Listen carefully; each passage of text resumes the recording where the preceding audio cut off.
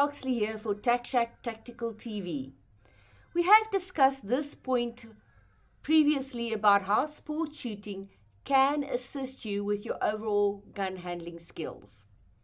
In the next video that was shot at my club shoot last week, I had a stoppage on the second last shot. The stoppage was cleared without thought, quickly and efficiently. How does this relate into real life? It means in a self-defense scenario, if I do have a stoppage, I would clear it without a fuss. Sport shooting is done under pressure, time pressure, which induces an adrenaline dump. This is very much the same as what you would have when you need to defend yourself. Go and join a sport shooting club and train.